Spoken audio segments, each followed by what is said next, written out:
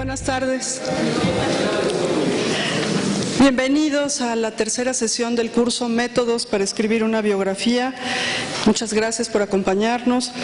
Esta tarde, como ustedes saben, toca el turno al maestro Rodrigo Terrazas. Rodrigo Terrazas es maestro en Historia por el Colegio Mexiquense. Actualmente estudia el doctorado en Humanidades con especialidad en Estudios Históricos en la Facultad de Humanidades de la Universidad Autónoma del Estado de México. Como tema de tesis, está elaborando una biografía política de Francisco Modesto Olaguíbel. Hoy nos presentará la conferencia Iluminando el contexto histórico a través de la biografía. Así que bueno, pues le doy la cordial bienvenida al maestro Terrazas en nombre de la doctora Patricia Galeana y le dejo el micrófono y bueno, pues bienvenidos. Gracias. Gracias.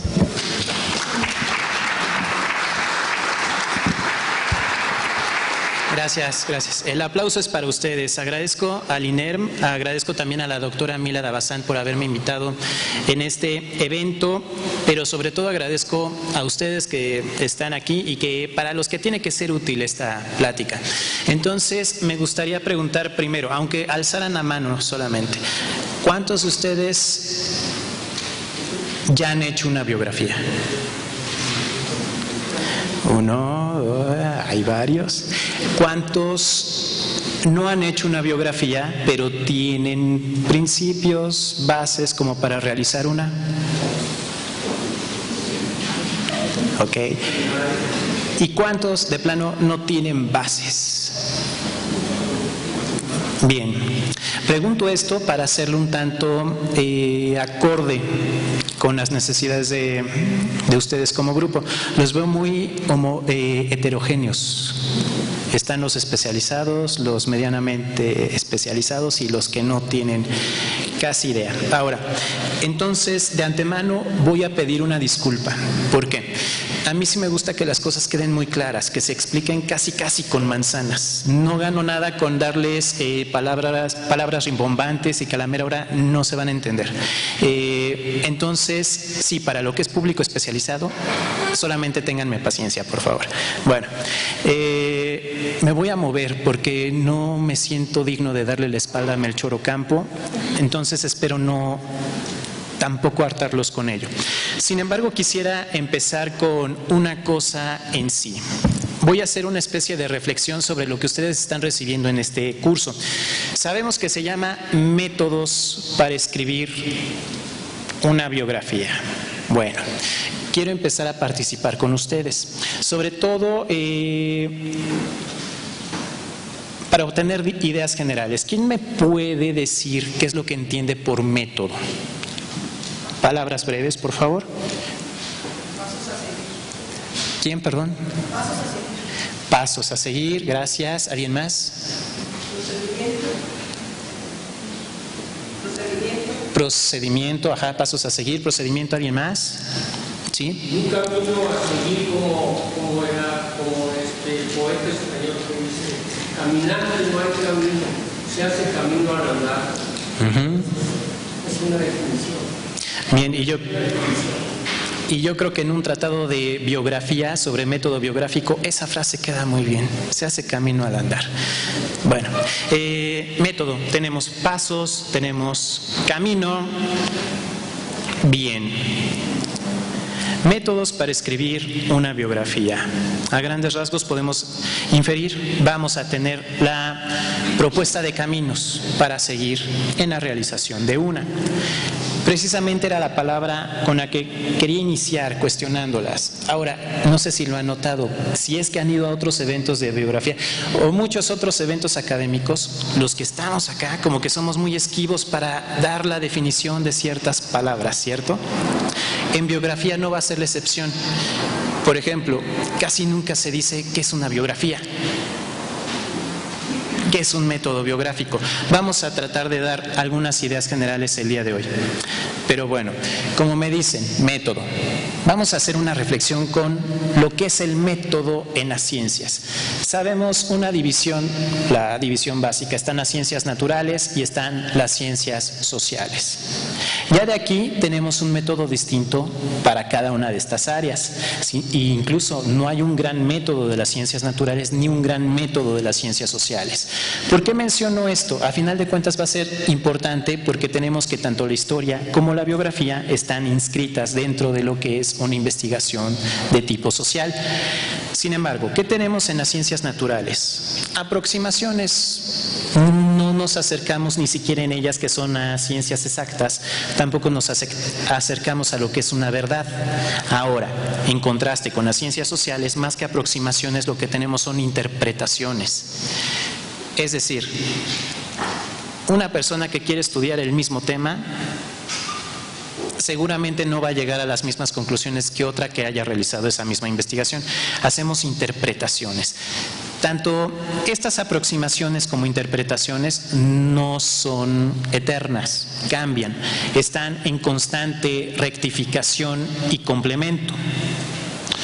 Creo que más en el caso de las ciencias sociales. Algunas razones por qué se rectifica y complementa esta interpretación o aproximación.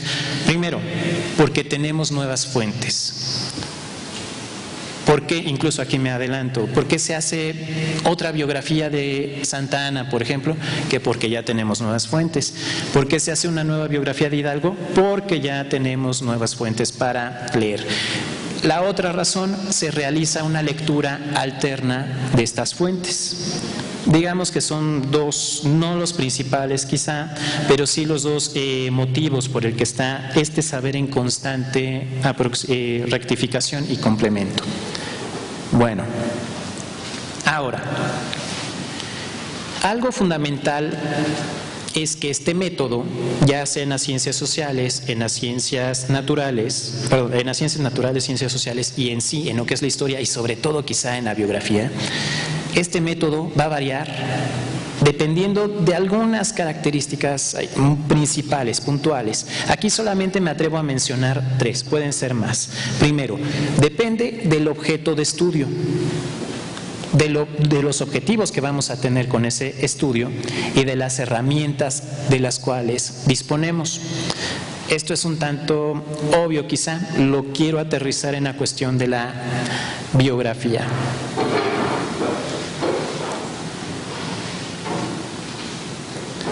¿A qué voy con esto?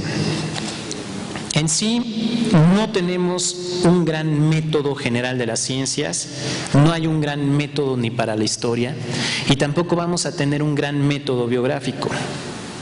A final de cuentas, entonces, ¿qué estamos dando aquí? Quizá el consejo, quizá la exposición de guías, no reglas.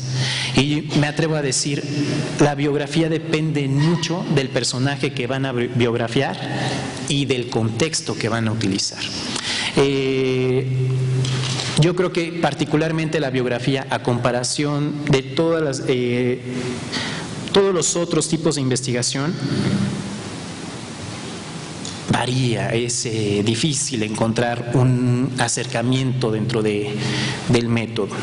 Bueno, ahora, y aquí ya quiero empezar también con otra serie de preguntas. ¿Alguien me puede mencionar qué es lo que se entiende por objeto de estudio dentro de una biografía? Por favor, la mano para saber quién fue. Sí, por favor. El personaje. Bien. Ajá. Una persona y dónde está, en qué contexto se mueve. Bien, bien.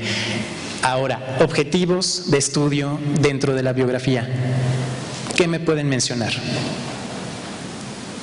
¿Sí? Como reconstruir históricamente y analizar esas acciones del personaje. Ajá. ¿Quién más? Bueno, es el enfoque, ¿no? Lo que se implementa, cuál es el enfoque finalmente. Y sobre eso ya se va. Ok. Por los intereses a esa Bien. o la exposición, porque igual puede ser Sí, y que casi siempre la biografía ha terminado siendo como instrumento de instituciones para impulsar cierta idea, etc. Sí, eso sí. Pero otro objetivo, ahí les dieron una pista, ajá. Bueno, que yo no sé, en el campo del objeto de estudio se está planteando los sujetos. Sería esta parte del objeto de los sujetos, más bien hacia el verbo, hacia los sujetos. Ok, aquí igual, ahorita nada más para tener como la idea básica y que sea de entendimiento para todos, vamos a decir objeto de estudio, casi siempre lo vinculamos con un sujeto, individuo o sinónimo biografiado. Pero sí, tendemos, ¿no?, a suponer objeto de estudio de la biografía, personaje. Pero ya me mencionaron, igual y también el contexto. Bueno, ahora, herramientas de estudio que hay en la biografía, sobre todo aquí ayúdenme los que ya han hecho biografía. A ver, por favor. El historiador se va a pegar a la el biógrafo es creativo, le va a poner su Va a haber invención, pero como fuentes que me mencionan allá, fuentes, ¿cuáles serían las fuentes? Los libros, hemeroteca, periódicos, todo lo que haya, fotografías, Ajá. todo lo de la historia, lo que hable de la época del contexto. Entrevistas si están... Documentos también personales. De entrevistas de cámara. Ok.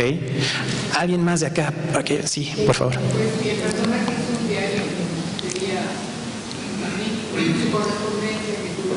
Sí, exactamente. Creo que son de las principales para tener lo que es el ámbito personal, que ahí podemos ver muchas facetas. Puede ser lo privado, lo público, dentro de lo público, lo político quizá, etc., etc. A ver, ¿alguien iba hasta atrás? Sí, por favor. Algo importante, el archivo que esta persona haya ordenado o haya ordenado de acuerdo a todas las actividades que tuvo, tanto personales como públicas. Ok, sí, y casi siempre obtenemos este acceso a las cartas precisamente porque los guardan algunos archivos. En fin, a ver, alguien de por acá, por favor. ¿Cuál? Memoria gráfica, cuando las hay, porque luego, ¿qué tal que es de alguien antes de... ¿Qué nos gusta? Colonia, en fin, sí es más probable para un personaje reciente, ¿cierto? ¿Alguien más hasta atrás? Ajá. La entrevista con las personas que pudieron tener comunicación con el personaje. Ok, bien. Ahora, con esto, con este abanico que me han planteado, ya vimos también una cuestión. Sí, tenemos herramientas de estudio, hay ciertas fuentes, pero no todo tipo de fuente está disponible para personajes concretos. No es las mismas fuentes que podemos tener para hacer una biografía de Cuauhtémoc, a comparación de que si queremos hacer una de... ¿Qué les gusta? ¿De quién? Bueno, no, de alguien más para acá. Y es que no quería mencionar a alguien que sea políticamente incorrecto, vamos a decir, de Juan Gabriel, exactamente, de la biografía de Cuauhtémoc a la biografía de Juan Gabriel, de quien tenemos canciones, cancioneros, entrevistas, etc., etc., etc. Va a haber mucha más amplitud, pues, en ese tipo de fuentes. Sin embargo, en otros son muy... Bueno, y tenemos mucho de dónde analizar, es lo rico con personajes como Juan Gabriel. Bueno, ahora, pero ya tenemos esa disyuntiva, ¿cierto? Sí, hay fuentes, pero no todas están disponibles para todos los tipos de personajes, varía. Bueno, ahora, bienvenidos a esta sesión, ya que hicimos esa reflexión. Sesión 3, iluminando el contexto histórico a través de la biografía. De las cosas rimbombantes que casi nunca se mencionan de manera tajante a nivel académico, ¿qué onda con el contexto? ¿Qué es eso? Porque siempre les dicen, no, tienes que poner tu contexto histórico para tratar tal tema. Sí, pero ¿qué es? Momento, lugar, ahí está. Muy bien, porque son las variables de la historia, ¿cierto? Espacio, tiempo. ¿Qué otra cosa? Cultura, que hay una una cultura de referencia que estaba vigente en ese momento, ajá. ¿Algo más? Hechos relevantes. Hechos A ver. relevantes en su época. De su época. Bien, bien. Lo relevante. Vamos con imaginarios. Eso ya lo veo un poco más complicado. A ver, vamos con... Sí, sí, y esa cómo lo rescatamos, puede ser por periódicos, puede ser también por los diarios. Hechos relevantes, pero vamos a ver, contextos. ¿Podemos hablar el contexto personal? ¿Sí? ¿O el contexto va con grupos?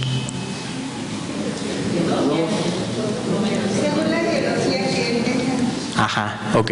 La cosa es, quizá vamos a tener muy pocos elementos si nosotros tratamos de definir un contexto desde una sola persona. Siempre tenemos que tener referencia con otros, una sociedad, ¿ok?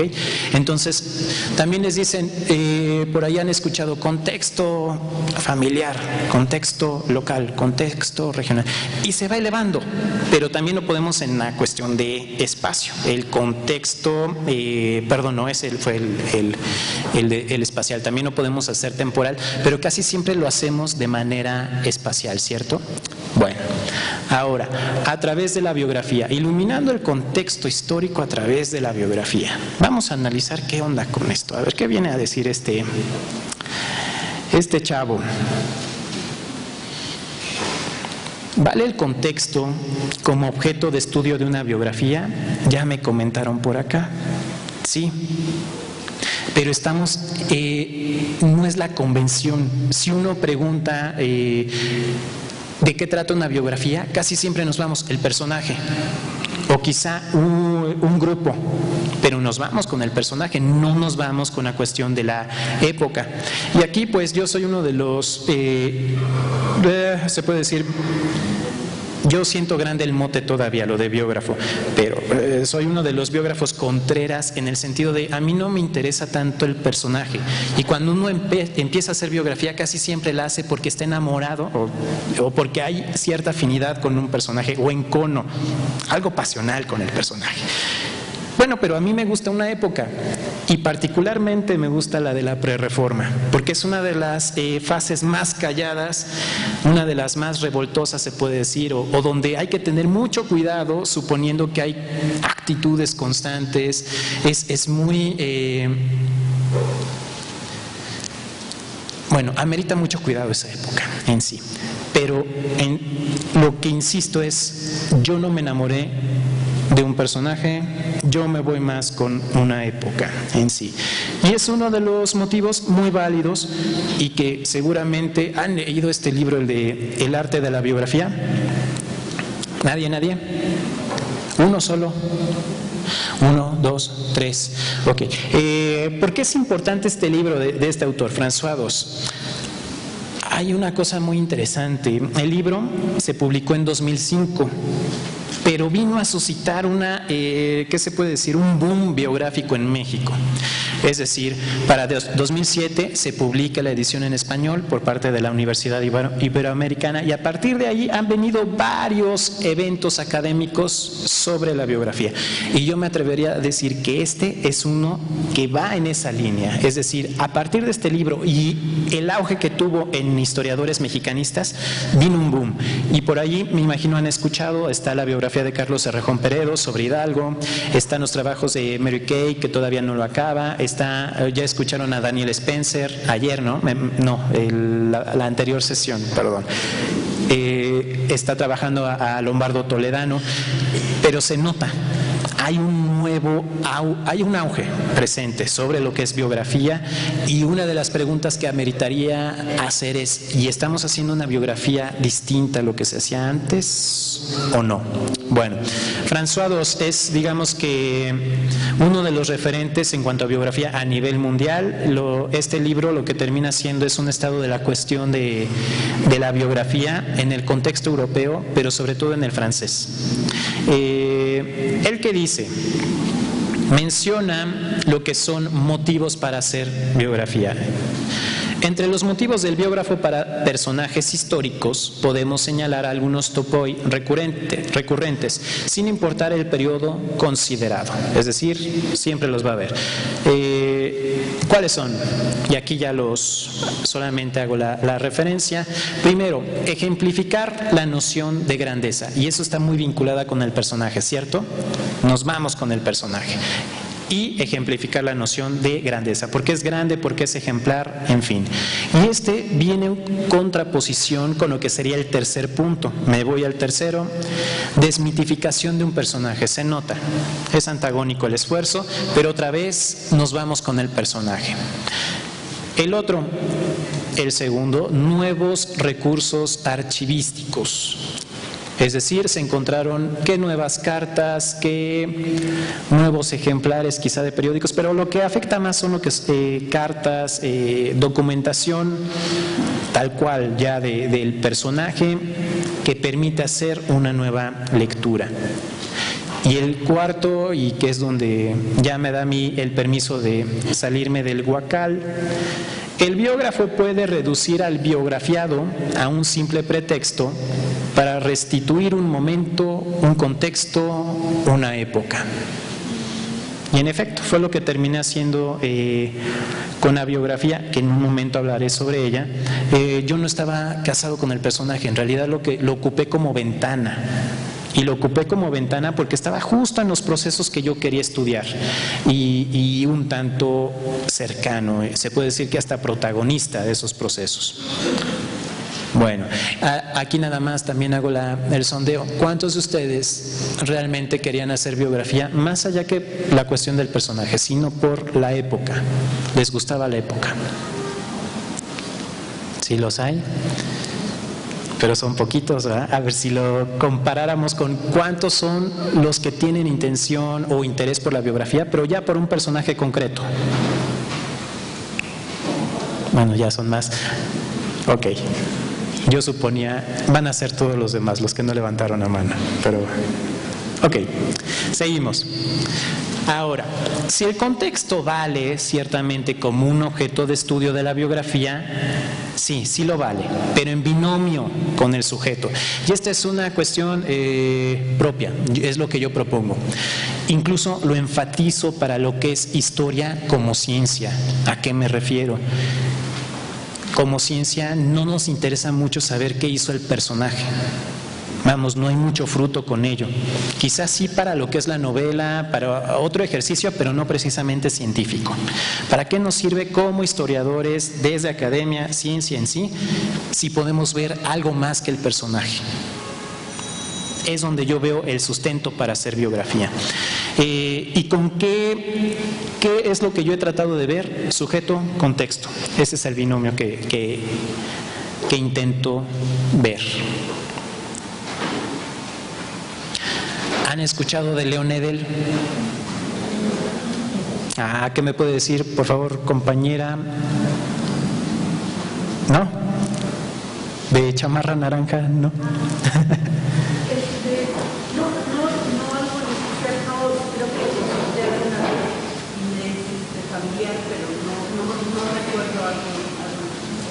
Ok, ¿alguien más?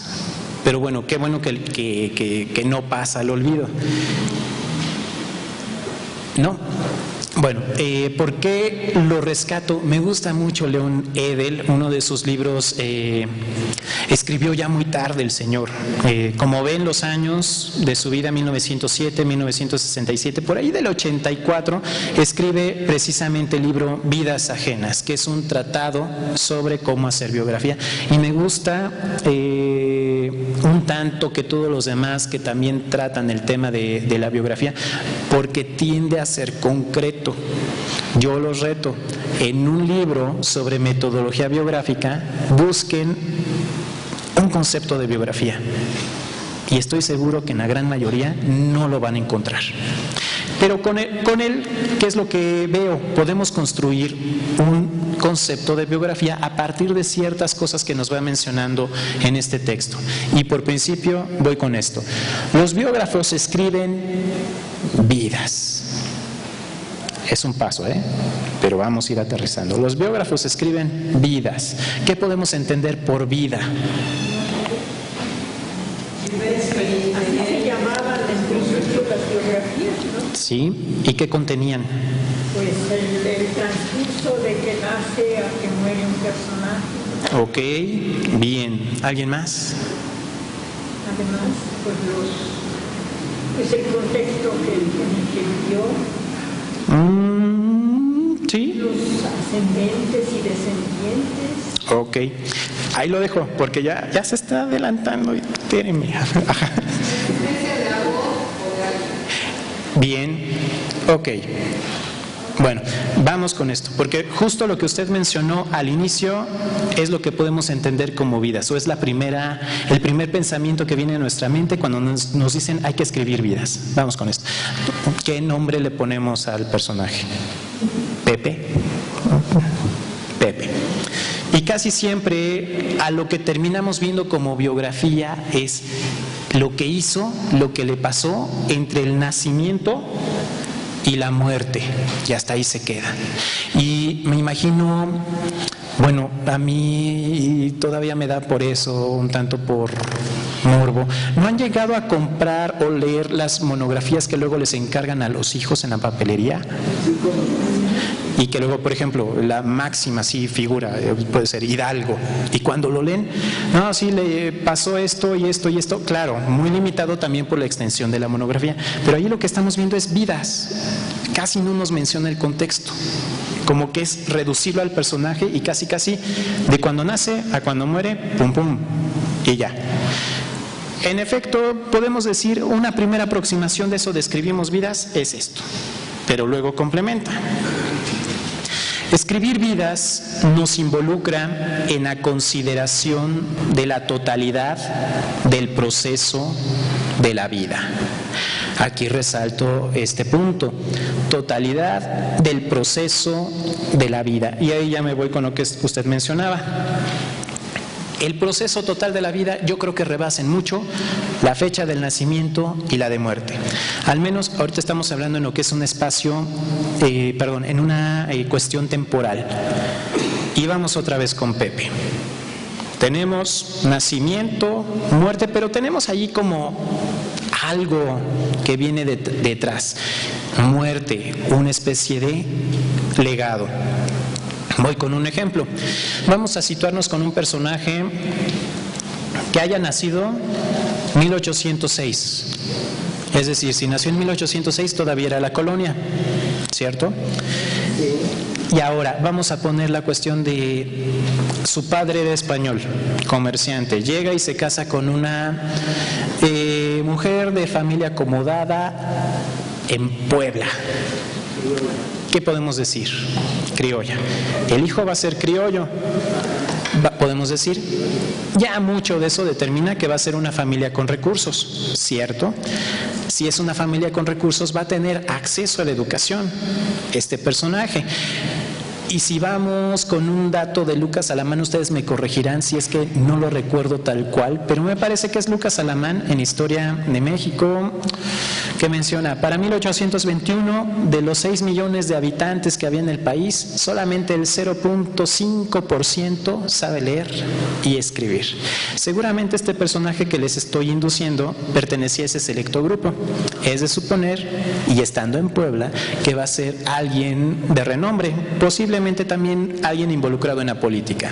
Bien, y si está en la política y en Puebla, es muy probable que dé el salto a la Ciudad de México. No estamos hablando, sí, de un criollo afortunado hasta la Alta California.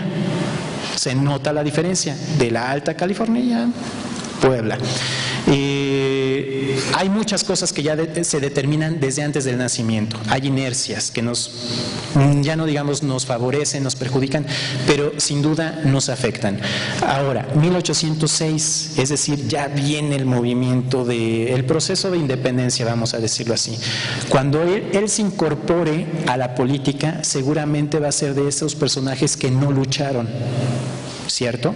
Es decir, si las hostilidades iniciaron en 1810 y terminaron en 1821, Para 1821 estamos hablando, tiene 15 años. Y si es criollo, familia Nice, seguramente no disparó un solo disparo, nunca disparó un arma. ¿Ok? Bueno. Y vamos con lo que se puede decir el legado. Vamos a suponer que este personaje en efecto se volvió un político respetable, protagónico, quizá no llegó a ser presidente de México, sin embargo estuvo como ministro plenipotenciario en Francia, por ahí de 1861. ¿Qué viene? ¿Qué le suena?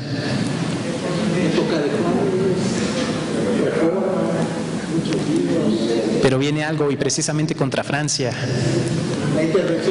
La intervención francesa. Si él está como ministro plenipotenciario y se regresa, podemos suponer muchas cosas. Es decir, igual y ya ahí viene algo bastante fuerte, nos tenemos que regresar, tenemos que replegar.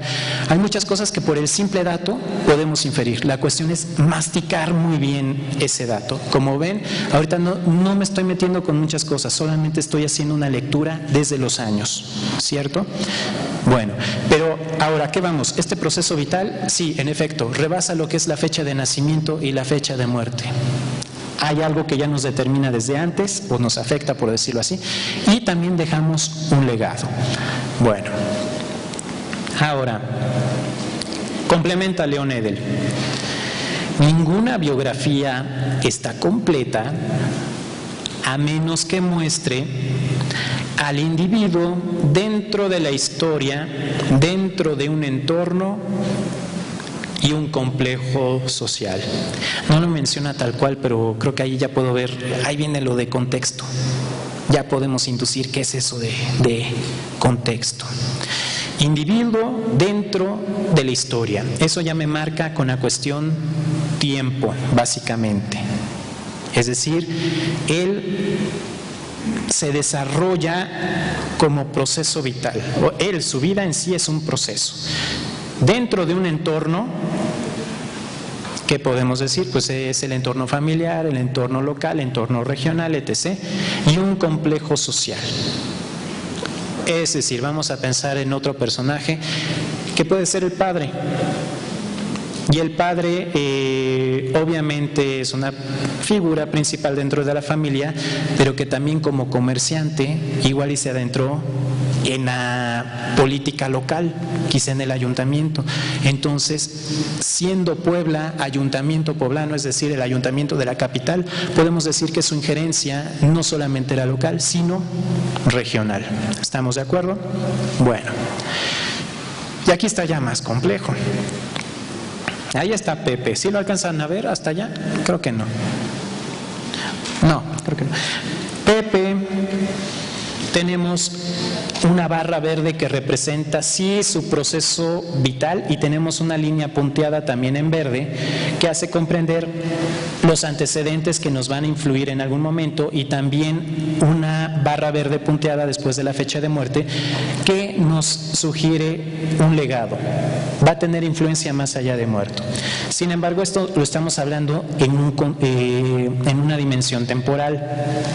Ya pongo la variable espacio, si la alcanzan a ver de manera vertical, y en esos entornos o espacios que yo, ahorita por dar alguna referencia básica, que son el familiar, local, regional y nacional, que en algunos casos podemos vincular también como internacional.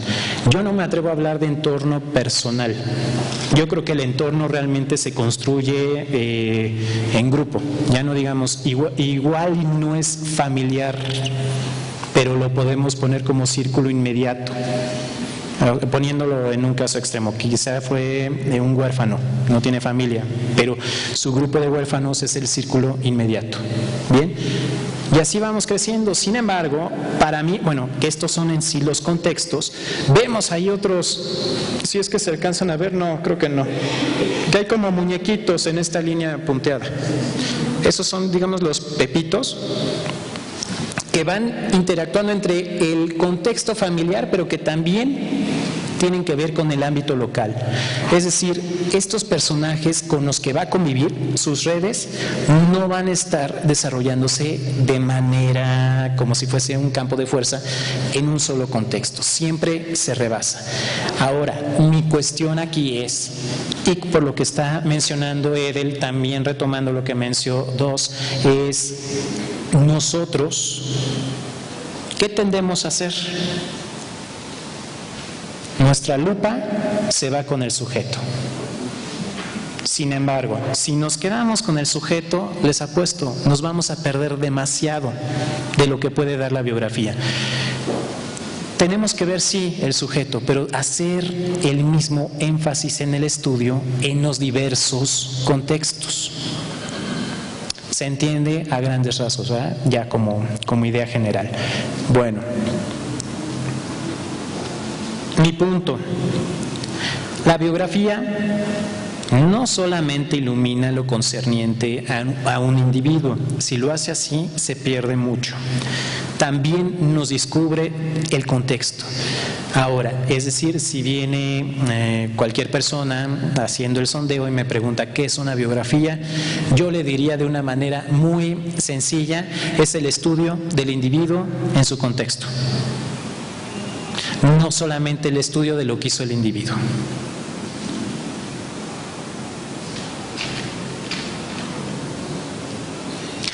Vamos a verlo así, vamos a aterrizarlo. Tenemos algo ahí que se llama historia, la investigación histórica. Tiene dos grandes pilares.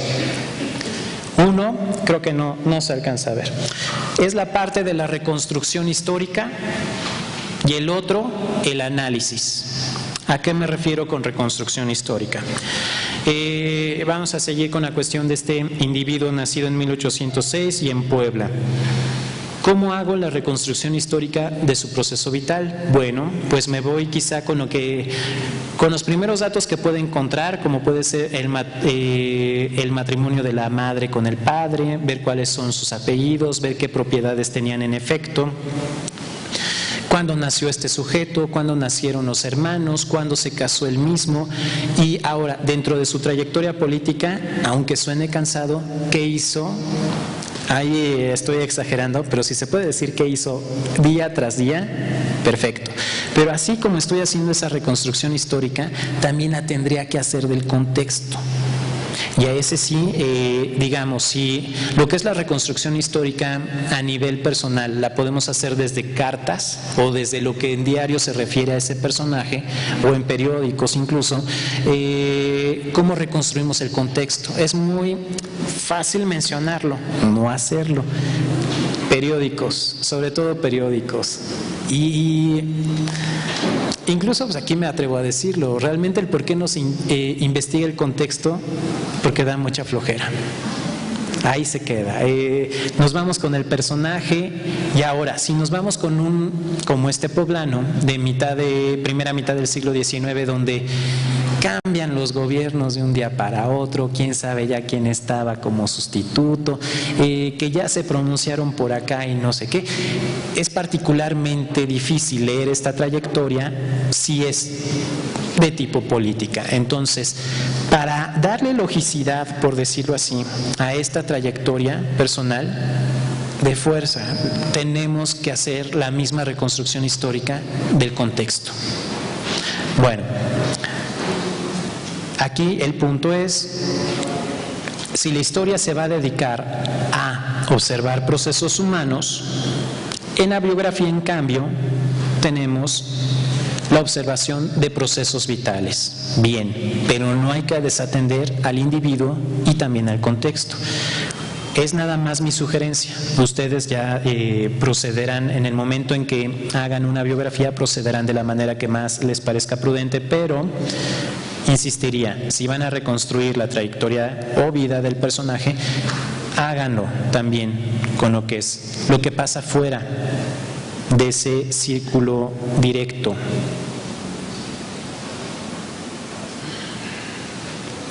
Ahora, retorno a Leon Edel y un tanto para justificar el por qué es importante hacer esta reconstrucción histórica del contexto.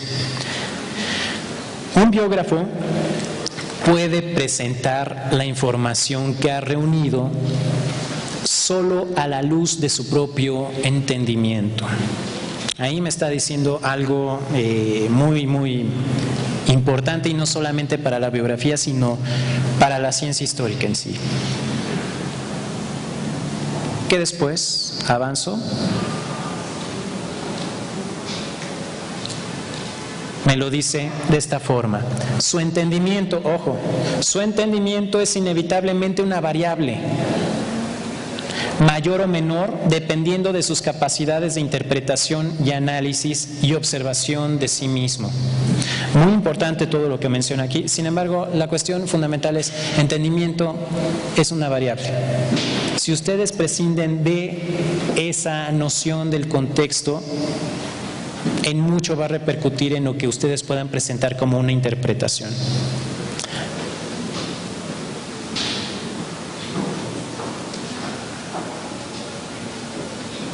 Profesor, esto quiere decir que mientras más información o mayor nivel cultural tenga una persona, su biografía indudablemente que tendrá mejor contexto, ¿no? ¿Cómo se llama, perdón? ¿Su nombre? Amira. ¿Amira? Ok. Vamos con esto. Sí creo que es importante, pero ser muy objetivos de inicio. Aquí me voy con la cuestión, voy a sugerir lo más básico, porque sabemos, cada uno interpreta de manera diferente, es diferente también el nivel de cultura que podemos poseer. Sin embargo, ¿cuál es la base? Que tengas el dato, que busques el dato siquiera. Así como se menciona que tal día pasó esto, al menos lo tenga uno. Sí creo que va a ser una base para hacer ya no solamente la reconstrucción histórica de tanto contexto como individuo, sino para el análisis. Ahí es donde enfatizo. Ahora, también pueden mencionar o pueden suponer en este momento, pues lo que me está proponiendo es una camisa de fuerza, que me busque todo. No. Así como en historia va a haber muchos vacíos, de hecho trabajamos con muchos vacíos, tenemos que hacer interpretaciones. Bueno, aquí tampoco estoy diciendo de tal minuto a tal minuto todo reconstrúyelo. No, ustedes sabrán hasta qué momento será suficiente.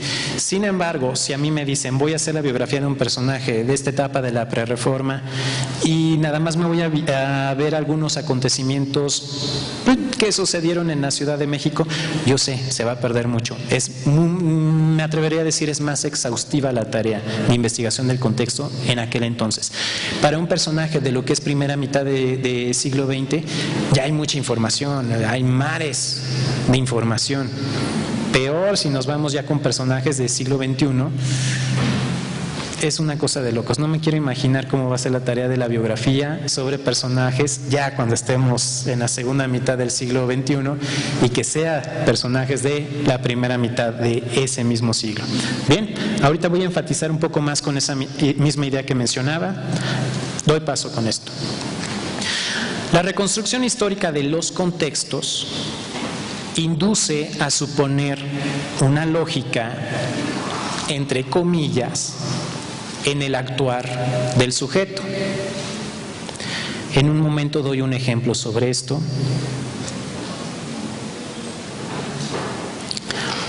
O bueno, podemos hacer el ejemplo burdo en este momento. Con Pepe, podemos decir, murió el 13 de febrero de 2014 por causas desconocidas. Y luego nos enteramos, pero el 12 de febrero había cortado con su novia, lo habían corrido de su casa. ¿Qué podemos suponer? Pues ya no tanto causas desconocidas, ¿no? Igual y... Es decir, saber estos datos a la mera hora nos permite reconstruir, por decirlo así, la voluntad que guió a ese sujeto. En un momento doy ya otro ejemplo más completo. Y es finalmente el personaje quien hace de ventana para que demos significado a este contexto. ¿Qué estoy diciendo a través de esto? Nosotros no le damos precisamente, o no podemos darle toda la significación a ese contexto. Mucho de la interpretación sí va a tener un vicio o una lentilla, pero esas lentillas son del personaje. Así como ustedes lo ven en lo que pueden ser cartas, viene con mucha subjetividad. Nosotros vamos a aprender a través de esa subjetividad. Ejemplo, o una cosa que veo, he notado mucho cuando son biografías que no atienden precisamente esto, es decir, el personaje es la ventana. ¿A qué me refiero? Y sobre todo son biografías cuando los personajes, y sobre todo cuando son que fueron políticos, ha venido la idea de dividirlos entre conservadores, liberales, y yo estoy en contra de esa dicotomía, porque no fueron constantes. Nunca hubo, a lo largo del proceso fundacional del Estado mexicano, liberales todo el tiempo, conservadores todo el tiempo. Es decir, hubo monárquicos, republicanos, yorquinos, escoceses, federalistas, centralistas, etc., etc. Y así nos podemos ir con muchos otros binomios. Dividirlos así, ¿qué ha pasado? Tal personaje era un liberal. Pues uno como intérprete, como biógrafo, casi siempre cae en la trampa de voy a interpretar todos sus actos para que encuadre en lo liberal, y no. ¿Qué tal que a la mera hora vemos con un personaje pues que eso de liberal y conservador a final de cuentas tenían un discurso completamente distinto a cómo hemos procedido y registrarlo en la historiografía actual? Es algo importante. Los personajes nos dan una visión de valores, y esos valores no tienen mucha similitud con los que tenemos nosotros. Eso es en lo que insisto. Atiendan mejor el personaje, quítense lentillas que les van a hacer interpretar las cosas. El único elemento subjetivo que les puede inducir también a algo no tan objetivo como interpretación, que es el personaje. Y ya. Bueno. Ahora, esto es la parte teórica, y quería insistir en la parte teórica primero, porque insisto, nosotros en academia, pero lo he notado sobre todo en la cuestión de biografía, somos muy esquivos con los conceptos básicos. Biografía no se menciona, o se da a suponer que sí se sabe que es biografía. Contexto tampoco se menciona. También que veo casi siempre en los eventos académicos sobre biografía, que termina siendo uno como ponente, explicar primero lo que hizo. Pues yo hice una biografía de tal personaje, tal, y bueno, eso es el cómo lo hice. Ya cumplí con la parte de cómo sugerirles hacer su biografía, es decir, sí métanse con la cuestión de contexto, pero ahora voy a exponer, esto ya es mi rollo en sí, o sea, lo que terminamos haciendo siempre, cómo lo aterricé y en qué me ayudó. Por ejemplo, biografía política de Francisco Modesto de Olaguíbel. ¿Alguien lo había escuchado al señor? ¿Y es Francisco Olaguíbel o Francisco Modesto de Olaguíbel? Francisco de Olaguíbel, era el hijo, pero bien. ¿Alguien más? No lo habían escuchado, ¿verdad? Bueno, ¿qué pasó? Y les explico así a grandes rasgos cómo funcionó esto de que yo empezara a trabajar una biografía. Cuando yo entré al Colegio Mexiquense, yo ya sabía, yo quiero hacer biografía. Pero las preguntas básicas que me hacían, bueno, ¿y de quién la quieres hacer? No, es que en sí lo que tengo claro es, quiero hacer biografía de un personaje de primera mitad del siglo XIX. Vean el cambio, pues. Bueno, ¿y cómo vas a proceder? Pues tengo que investigar primero un personaje que sea relevante, que haya un problema de estudio con él y que aparte haya unas fuentes que me permitan realmente trabajar la biografía, porque si bien podemos exagerar como cosas con estilo lo del paradigma indiciario con Ginsburg, bueno, sí, pero al menos sí ten un corpus para hacer una biografía formalmente. ¿Quién había sido Francisco Modesto de Olaguíbel? En la búsqueda de, a ver, voy a buscar un personaje que realmente me pueda servir para hacer esta biografía. Di con uno y empecé a notar, este personaje era mencionado en tal época, ya ahora ya no. O sea, ya hasta hay calles de Vicente Fox, pero son unos personajes que están vigentes, pero ya hay... perdón. Vamos a irnos con lo políticamente correcto. Francisco Modesto de Olaguíbel se notaba, había sido un personaje muy importante en su momento, muy importante. Pero yo soy vivo en Toluca, bueno, ya soy de añejamiento, ya soy de Toluca, pero un personaje tan importante de siglo XIX, sobre todo antes de la Reforma, y que había sido gobernador del Estado de México en un momento tan álgido que fue el de 1846 a 1848, es decir, cuando vino lo de la guerra contra Estados Unidos. Incluso él estuvo desde antes pero la cosa es, hizo muchas cosas este señor, y ahora ya es ignorado. ¿Qué pasa? Es uno de los, lo ubicaban como liberal radical, federalista radical en sí. Yo prescindí de esa etiqueta para empezar a hacer la biografía. Pero, por ejemplo, hemiciclos, como han de saber, casi todas las capitales tienen su propio hemiciclo a Juárez. Ya sería un pecado, si no casi.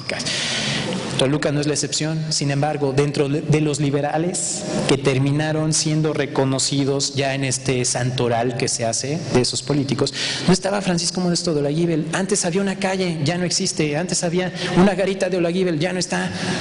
Y cuando se acuerdan de Olaguíbel es más que nada por el hijo, que sí fue una persona destacada en las letras, pero de este señor que en su momento intervino en la guerra y que le llevó la contraria a Santa Anna y todo lo demás, no. Y sobre todo, ¿qué me llamó la atención? Eso, durante la guerra de intervención, la intervención norteamericana, Olaguíbel fue uno de los pocos gobernadores que con las fuerzas del Estado fue a hacerle frente a los invasores y casi no siguió al pie de la letra lo que quería Santa Anna. Eso a mí me llamó mucho la atención. Bueno, entonces empecé a ver, hay material, vamos con fuentes. Sí, hay las fuentes y puedo abarcar sobre todo este periodo de antes de Aquí cometí un error. Cuando nace Olaguíbel, 1806, es precisamente el poblano del que les estaba hablando. 1806. De 1806 a 1832 tengo migajas, pero migajas tan pobres que no me servían para hacer una inducción, una inferencia tipo Ginsburg. Y muere en 1865. Cuando muere es precisamente cuando el segundo imperio mexicano con Maximiliano de Habsburgo está como en su apogeo, podemos decir. ¿De qué periodo realmente podía hablar? 1832 a 1848, que es de cuando tenía fuentes ya de ciertas, válidas, suficientes a mi consideración. ¿Por qué política? Curiosamente es uno de esos personajes que en todas sus cartas nunca mete a la familia. Supercuate de Gómez Farías, supercuate. Gómez Farías en sus cartas, mi hijo Benito ya me hizo enojar, que no sé qué, y se las envía a Olaguíbel. Pero la respuesta de Olaguíbel es, y tenemos que evitar la invasión de no sé qué, pero nunca mete a la familia. Nunca di con un solo escrito donde mencionara al hijo, donde mencionara algo así, tal cual, la familia. No. Todo era político. Por eso lo circunscribí solamente a biografía política y de estos años. Bien, pues claro, mi intención era hacerla más amplia, pero hasta que no dé con un papel que me dé material. Ajá. De 1832 a 1848 son 16 años. 16 años. No, pero esa es una pregunta muy importante, ¿están de acuerdo? Bueno, porque hemos dicho biografía, proceso vital. ¿Cuál es el proceso que estoy viendo aquí? Es precisamente un proceso de tipo político, nada más, pero estoy trabajando con un método biográfico, por eso es biografía. Y como es una investigación que incluso ahorita estoy complementando. Sí, ahí sí. Ahorita ya la estoy ampliando, o sea, ya va a haber más. Pero sí, en su momento sí, y sobre todo respondió a los tiempos de investigación. Sí, podría haber incorporado más, pero esto estaba todavía en la búsqueda de fuentes para que me complementaran todo. Sí, hacer una reconstrucción tal cual de ese proceso vital. Pero bueno, esa es una buena pregunta, porque esta delimitación temporal es engañosa. Es proceso político y trabajando método biográfico. ¿Qué pasó?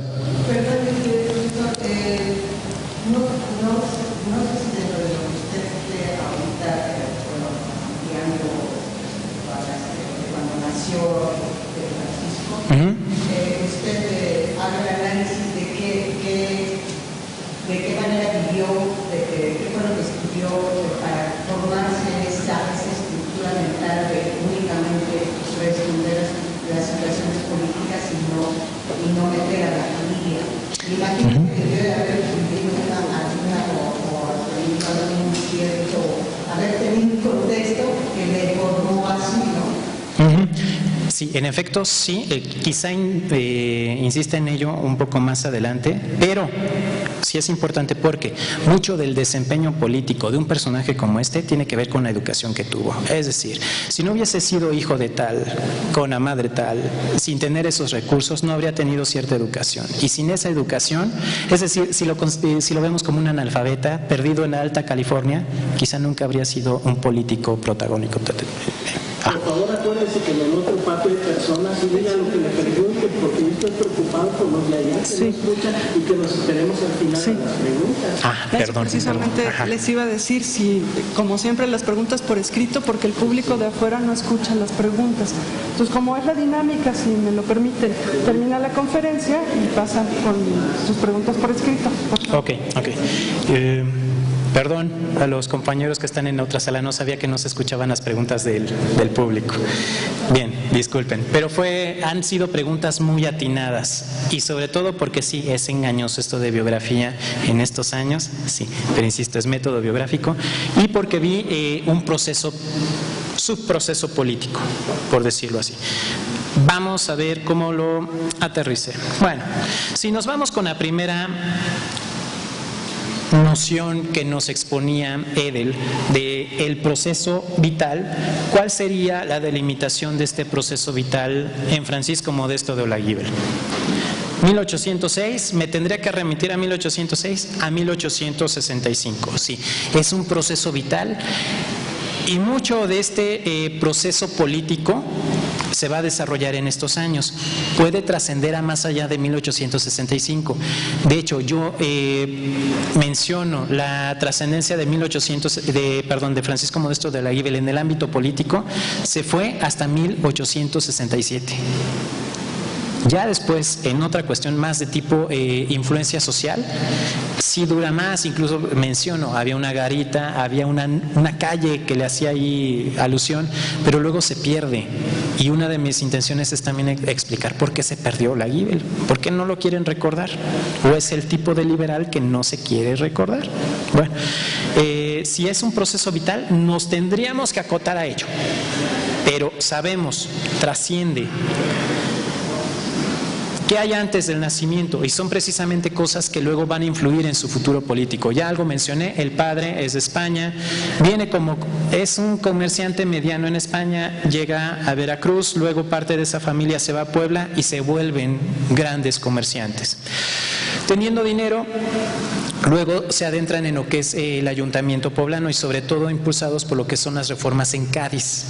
Ya se meten y ojo, no es que se adentren en el ayuntamiento de un municipio al sur de Puebla, no, es en la capital del estado y quizá en aquel momento la segunda ciudad en importancia. Bueno, es un amplio periodo, pero sí en momentos donde es equiparable, por decirlo así, el papel de la ciudad de Puebla con la Ciudad de México. La Ciudad de México no puede tomar decisiones autoritarias si los de Puebla no están de acuerdo. Incluso lo hemos visto en la historia nacional, si Puebla cae la Ciudad de México. Es un baluarte Puebla. tenemos que extendernos, pero ¿hasta cuándo sería bueno? Mi idea es, al menos con el padre, sí irme solamente con el momento de cuando viene en América. Hasta ahí me quiero quedar. O sea, no me interesa ver qué pasó con el tatarabuelo de Hilario de Olaguibel, no. Se supone que es de Vizcaya, esa investigación todavía está pendiente. Al llegar acá se casa con Guadalupe Martiñón de la Peña, y ahí había un problema, porque en algunos estudios lo ponen Guadalupe Martínez. Bien, y si yo me pongo a estudiar propiedades de los Martiñón a comparación de los Martínez, donde puede haber 20 a un solo Martiñón, para mí era vital, ya confirmé que sí es Martiñón de la Peña. Eso me va a garantizar, primero, el padre ya tiene un futuro un tanto afianzado en lo económico y en lo político en Puebla. También la madre termina dando, bueno, pues lo de la dote. La familia en sí termina siendo de la élite poblana, pero ojo, en un tiempo donde pues ya no falta tanto para que venga lo de la independencia, pero ¿qué tanto se va a modificar la posición de esta familia poblana? Curiosamente terminan mejor afianzados. Una de las grandes, sabemos, Iturbide, impulsado por la élite poblana, termina en gran parte consolidando o dando paso a lo que es el imperio. Este imperio realmente pues, no es precisamente algo liberal, tremendamente liberal. México no nace liberal. Ahí estoy haciendo homenaje a uno de mis profesores, que es Paolo Riguzzi. Nació confesional, antiliberal en muchas cosas. Entonces, por eso esta élite poblana lo termina apoyando, y él, gracias a esa estabilidad familiar, hay los recursos para mandarlo a estudiar. En aquel entonces, seminario palafoxiano, no cualquiera podía entrar en el seminario palafoxiano, y luego venir a estudiar leyes en la Ciudad de México. Ojo, pues no es nada más como de transporte Puebla, Distrito Federal. ¿Cuánto cuesta? ¿200 pesos? No sé. Antes ha de haber sido un dineral, y con la seguridad de que te van a asaltar. Ya hasta acá yo de haber tenido este señor.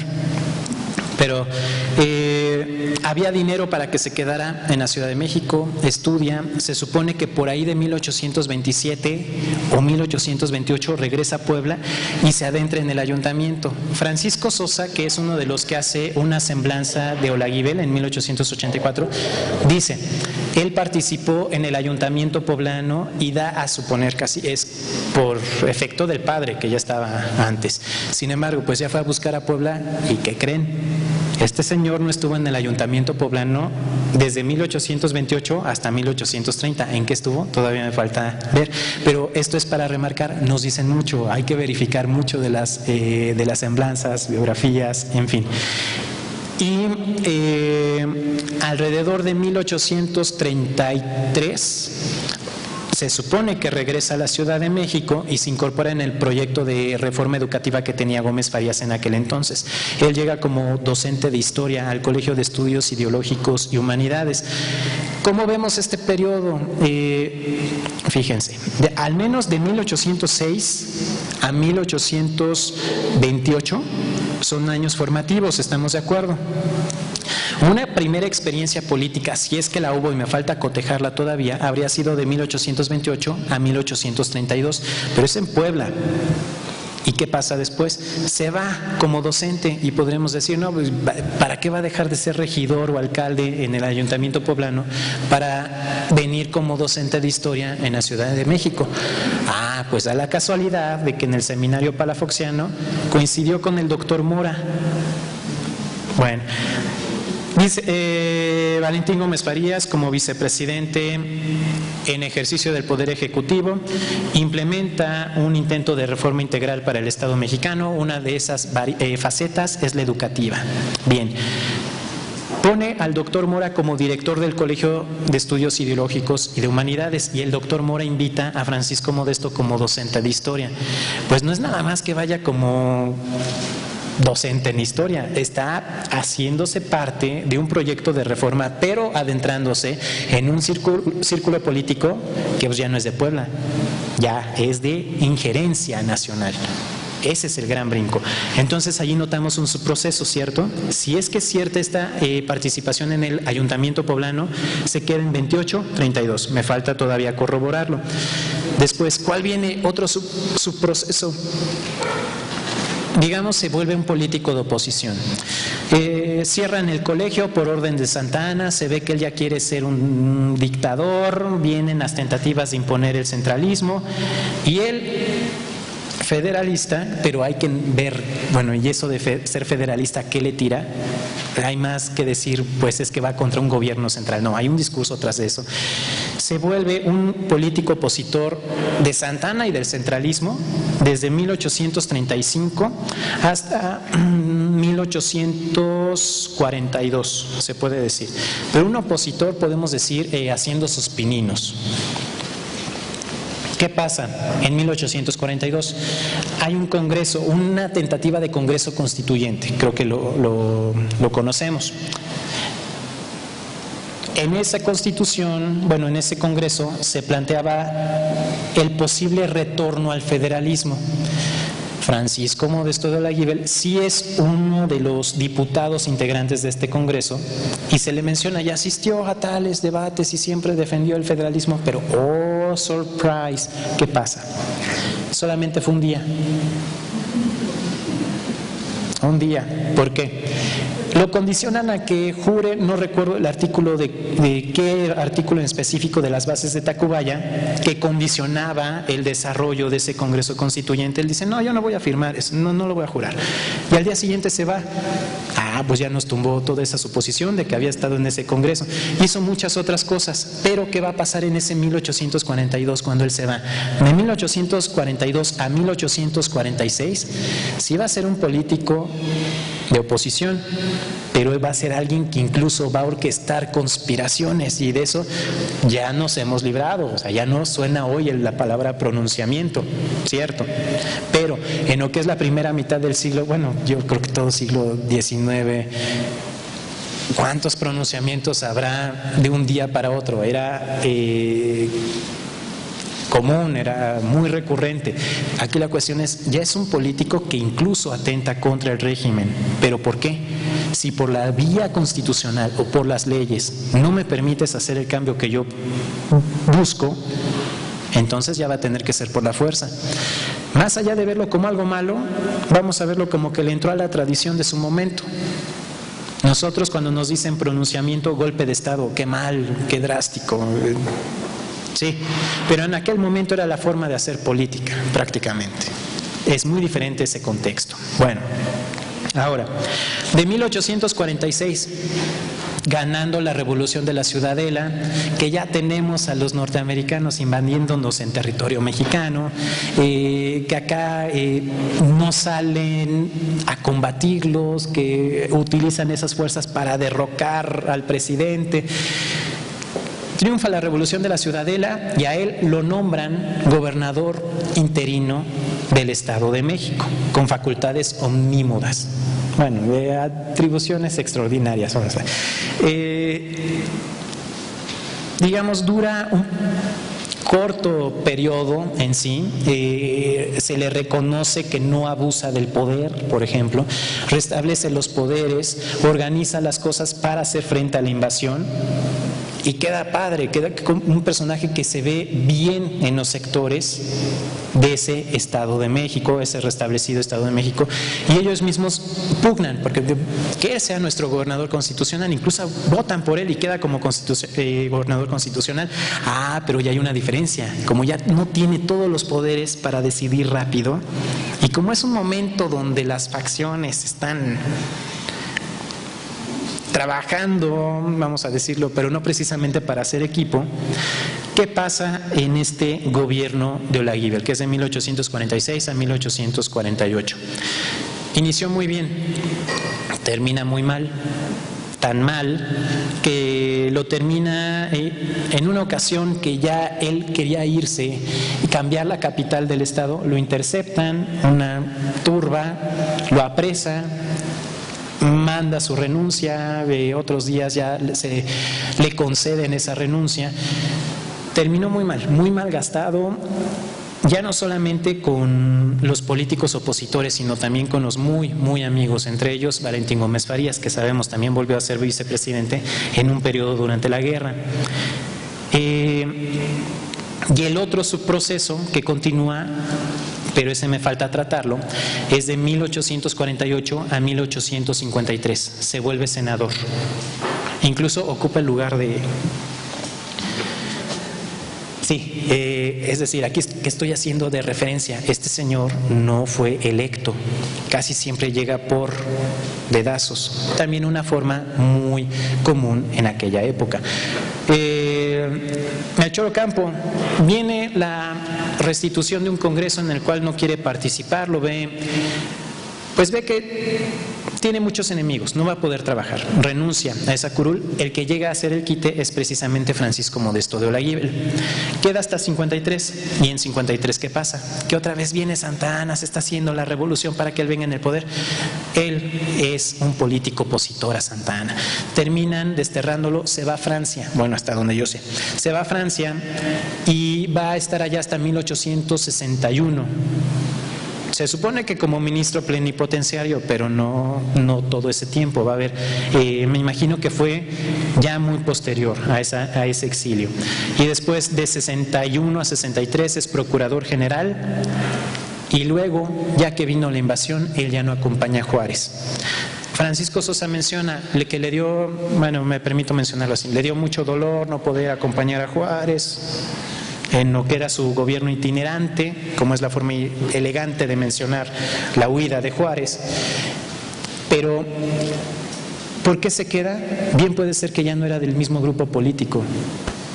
Él era de un grupo de liberales, sí, pero ya viene un quiebre generacional también sí, precisamente con Juárez. Quizá ya no entraba en ese mismo equipo, y es muy diferente decir se quedó allí solo, triste, ya no tenía la venia de quien era presidente en aquel momento. Lo de los subprocesos, contextos, ya lo mencioné a grandes rasgos, y lo que hice fue cómo proceder. En lo familiar sí tengo algunos datos de lo que es el círculo precisamente familiar, pero son básicos. Al menos sí me permitieron tener esos datos biográficos básicos, como lo que es nacimiento, matrimonios, que tuvo 2 matrimonios el señor. Sí. Lo local, periódicos. Puebla afortunadamente tuvo varios periódicos, y sí me permite seguir con sus, digamos, sesgos. Es decir, no es una prensa precisamente informativa, sabemos, era una prensa más de debate, entonces no están mencionando los acontecimientos tal cual, pero sí me permite hacer una reconstrucción histórica. En lo regional es mucho más fácil. ¿A qué me refiero con lo regional? Puede ser Puebla, puede ser el círculo de la Ciudad de México, es decir, lo que pasa en Puebla afecta también en la Ciudad de México, es lo que considero región. Región que puede ser también la Alta California, Nuevo México, que estaban abandonadas. Otra región puede ser Texas por sí sola, pero sí no consideraría, por ejemplo, misma región lo que es el puerto de Acapulco con lo que es el puerto de Veracruz. Son diferentes ahí. Sin embargo, sí tenemos varios periódicos, tengo varias cartas que me permiten hacer esta reconstrucción histórica. Fue muy útil, francamente fue muy útil, y no descarté hacer también esta reconstrucción a nivel nacional e incluso internacional. ¿Por qué lo menciono? En aquel momento México dependía mucho del teatro internacional, es decir, ¿cuántas invasiones internacionales, extranjeras tuvimos? Tenemos la primera intervención francesa, luego la segunda intervención francesa, la intervención norteamericana, segunda intervención francesa, y hay otras ahí que luego ya tampoco mencionamos. Por ejemplo, la de Isidro Barradas también fue una intervención fallida, pero también estuvo ahí. Estos intentos de invasión seguramente marcaban en mucho lo que es la vida a nivel nacional y en todas sus localidades. Entonces, por eso no lo descarté. Ahora, ¿qué puedo decir que logré con esta biografía? Primero, recuerdan los 2 pilares. Uno, lo de la reconstrucción histórica, y el otro, el del análisis. Bueno, básicamente en esa tesis de maestría lo fundamental es la reconstrucción histórica. Eso fue el gran aporte, porque lo que es el análisis, yo sé que mucho se va a tumbar con las suposiciones que hice y que ahora estoy viendo que no era tan cierto. Por ejemplo, había dado, sí, de hecho, que él había estado precisamente en el Ayuntamiento poblano en tales años, según lo que me menciona tal autor. Bueno, ya no está, tengo que hacer otra lectura con ello. Entonces se va a redimensionar el personaje, los resultados se van a redimensionar, pero al menos la parte de la reconstrucción histórica no puede variar tanto, ya la tengo. ¿Y qué conclusiones puedo sacar aún con esta reconstrucción histórica? Francisco Modesto de Olaguíbel, el problema es que se le ubicaba o se le recordaba básicamente como gobernador, pero fuera de esa gubernatura no se sabía nada. Ese era un principal problema. Y la otra, y es una de las más tajantes que puedo mencionar, fue un gobernador sobredimensionado. Francamente, en las semblanzas que se refieren a este periodo de la gobernatura, le echan muchas porras, pero no había por qué echárselas, y ahorita en un momento lo menciono. Pero fue subdimensionado en todo lo que había hecho antes, y que fue básicamente lo que investigué en esta biografía. Estuvo a punto de ser presidente de México el señor, pero son cosas que en una revisión superficial, como suele hacerse en este tipo de semblanzas, porque era su objetivo, más que nada, no estaban buscando informar, lo que estaban buscando era, y si es los que han leído a François II, buscar el prototipo del gran hombre. Ahí va Olaguíbel como gran hombre. En las biografías de Sosa, ¿han leído las biografías de Sosa? Biografías de mexicanos distinguidos. Ok, las has leído y estarás de acuerdo, son homenajes a todos estos personajes, cosa que, por ejemplo, no está ahí la de Santa Ana, la semblanza de Santa Ana no está.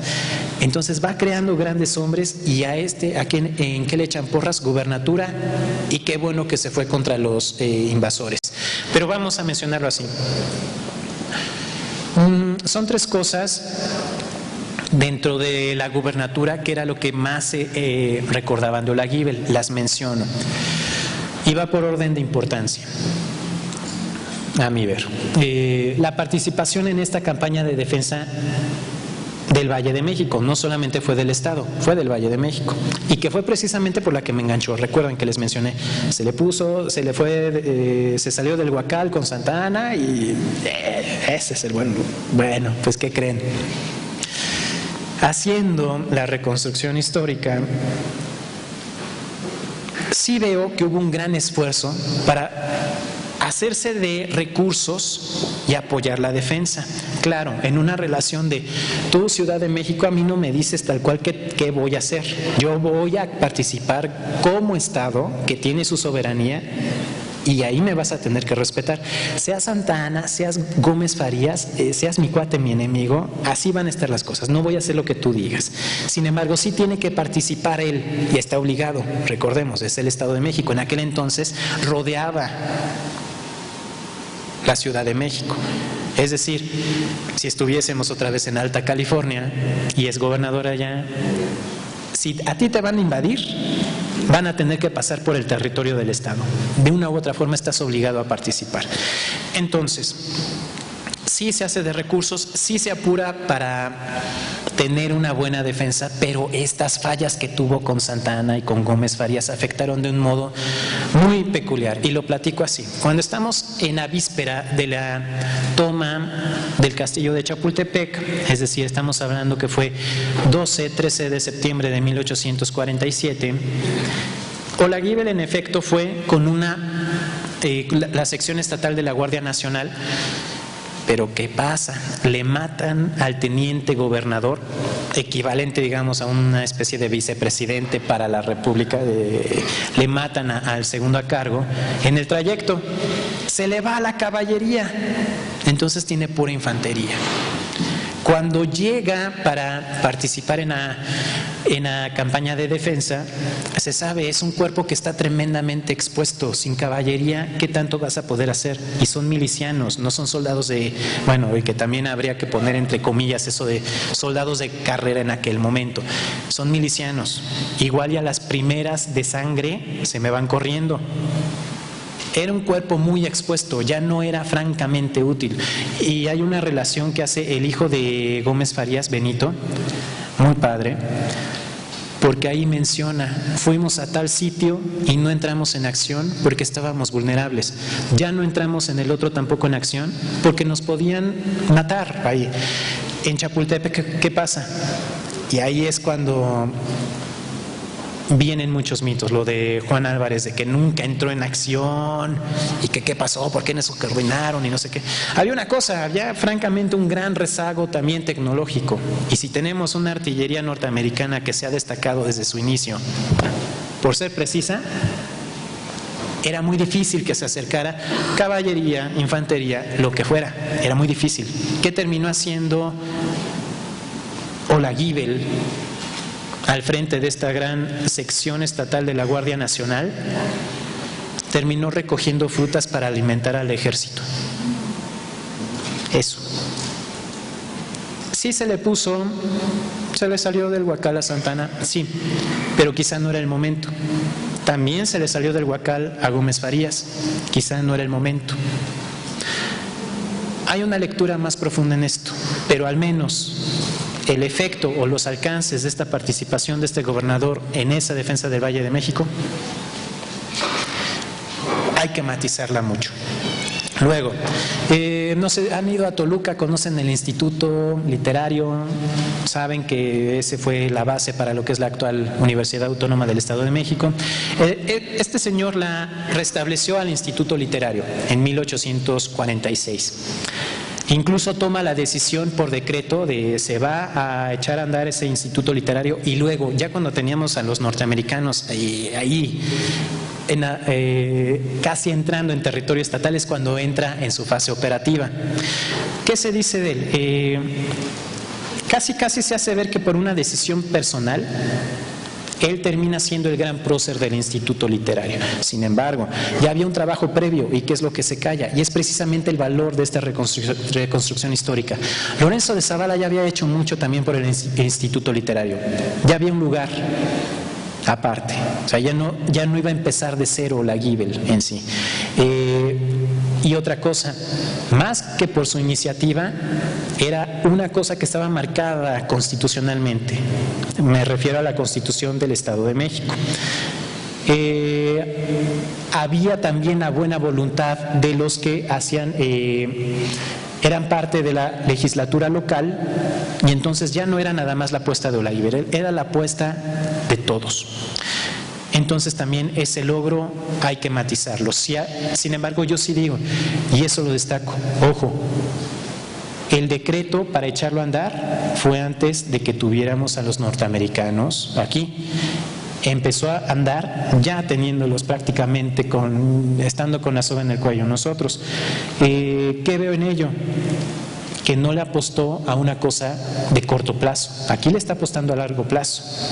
Es educación, está formando futuros mexiquenses, mexicanos. Bueno, ¿y si se conquistaba el país? Curioso. Y luego la otra, y quizá una de las que se tumbó por completo, se le dice es el gran impulsor de una reforma fiscal para el Estado de México, de tipo liberal. Y casi siempre cuando se dice eso de tipo liberal, aluden a la supresión de la alcabala. ¿Estamos familiarizados con la alcabala? Bueno, la menciono en síntesis. Una contribución, no era impuesto todavía, contribución que se pagaba por trasladar mercancías. Entonces, si ustedes van a la garita de Olaguíbel, por ejemplo, tienen que pagar cierta cuota para que esa mercancía pueda entrar. Eso mermaba las ganancias, le daba en la torre a lo que era el comercio, y se dice fue el gran impulsor de esta reforma fiscal. Bueno, resulta que él nunca tuvo nada que ver con esa reforma fiscal. Fue planteada por la legislatura local, planteada por ellos, resuelta por ellos, y como él ya estaba peleado con esa legislatura, la termina aprobando, pero hasta el mes entrante, casi finales de 1847, es decir, ya cayó la Ciudad de México, ya que tanto se puede hacer, los poderes estatales estaban prácticamente incomunicados, no se hacía nada, entonces hay que verlo también con sus matices, con sus sesgos. Esos 3 eventos son los que más se recuerdan sobre Olaguibel. Insisto, se le sobredimensiona en la gobernatura, pero fue un político muy importante en la etapa previa. Ahora, ¿qué es lo que estoy haciendo actualmente? Voy a continuar con lo que es método biográfico. Mi apuesta es no irme nada más con la cuestión del personaje, sino precisamente dar mi idea del contexto, palabras más específicas. Quiero estudiar cultura política, pero mi objeto de estudio, el principal, y está en el título, no en el subtítulo, un ejemplo de biografía política. Quiero insistir más en la utilidad de la biografía política para generar información. Con esto voy a cerrar, bueno, antes de las conclusiones. Los biógrafos, como ningún otro investigador dentro de la historia, le damos peso al contexto. Si desatendemos el contexto, vamos a hacer lecturas muy vagas.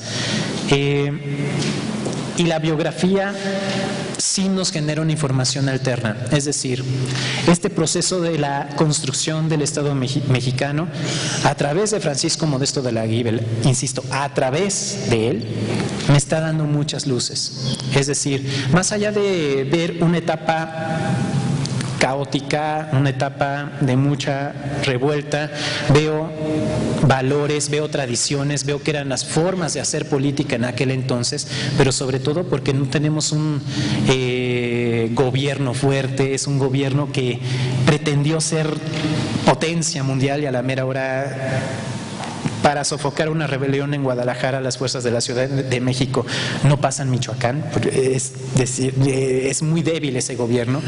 Estoy haciendo muchas conjeturas valiosas, sí alternativas, y que para la cuestión de biografía política en México nos enfrentamos a un problema. Hacemos demasiadas lecturas dicotómicas y no pasamos en esas lecturas dicotómicas de liberales conservadores. No, creo que hubo mucho más. Conclusiones, o al menos lo que pretendo dar por sugerencia principal para ustedes. La primera, la biografía no se estanca en el estudio del personaje, creo que eso queda claro. Y de forma equiparable, insisto, equiparable, habría de adentrarnos en contextos. Estudien personaje y contexto. Ya otro boleto es lo de la exposición, porque sí luego parece que se van más a lo que es contexto y no aparece el personaje. Eso es otro boleto. Aquí, al menos para lo que es la fase de investigación, no de escritura, la fase de investigación, sí les sugiero eso, que sea una investigación equiparable para uno y para otro. 2. Así como es importante la reconstrucción histórica del proceso vital de un personaje, de igual forma contribuye la reconstrucción histórica de los contextos. Y esto lo voy a aterrizar con la tercera conclusión. Y ojo, estoy poniendo entre comillas contextos, porque luego también se van a un solo contexto y tiende a ser el nacional.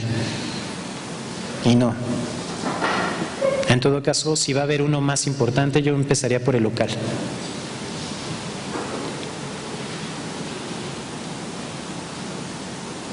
Y 3, suposición, se hace suponer que la calidad de la reconstrucción histórica del proceso vital y de los contextos se hace suponer que de la calidad, ahí me faltó, que de la calidad de la reconstrucción histórica del proceso vital y de los contextos dependerá la calidad de las interpretaciones. E insistir, son interpretaciones, no van a construir verdades.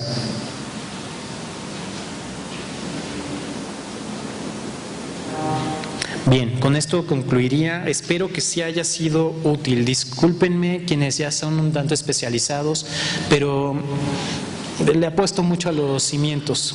Me gusta mucho que quede claro los cimientos y ya luego construimos primeros pisos o los penthouse. Primero los cimientos.